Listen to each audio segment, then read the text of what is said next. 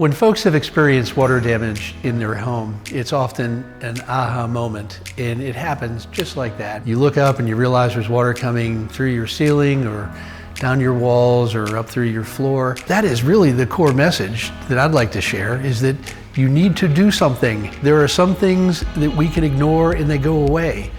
Water damage is not one of those things. Although it may appear to go away, if the water gets in and underneath things, you may not see it standing on your floor anymore, but trust me, it's still there.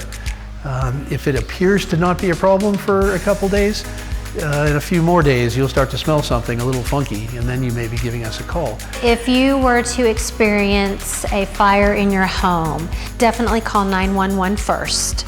And then the second call would be to your restoration company. We would go in and scope it, talk to you about the situation, get with your insurance company, help you with your claims process. We would deal with the adjuster, we would deal with the insurance agency, and we would get your home put back together for you.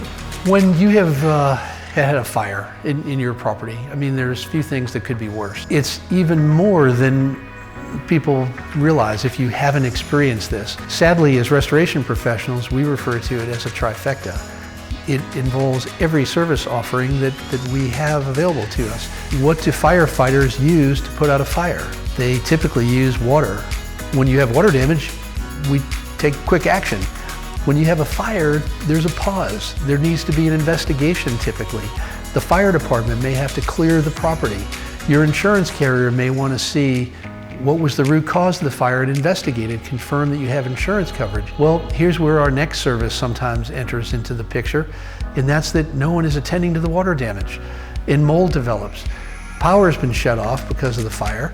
The meter's been pulled. There's no beneficial air movement or air conditioning. So now you've got materials in your home that need to be removed. You've got odor control issues where you've got the smoky smell throughout your home. You've got water damage to still be extracted and structurally dried, and mold remediation. Because all of our technicians and production team, they are all licensed and certified in all the different areas of property damage. We do follow the IICRC standards. We have some of the best technology and equipment that we use to detect if your house is dry or if it's wet, if your walls are wet, or if your floor is still wet, whether they're ready for reconstruction, if they're having to be pulled up, if they're completely dry, and you're ready to move back into your home. When you are vetting for a restoration company to come into your home and handle the damage that has happened, you do want to make sure that their technicians are licensed and certified. You do want to make sure that they are following the IICRC standards. This will ensure that you're getting quality work and that the work is going to be done appropriately and in a timely manner, and you will not be left with a wet floor or wet wall and therefore take on secondary damage that will most likely be mold at that point. So you do want to make sure when you are calling your restoration company that they are licensed, certified, and that they follow the IICRC standards and guidelines.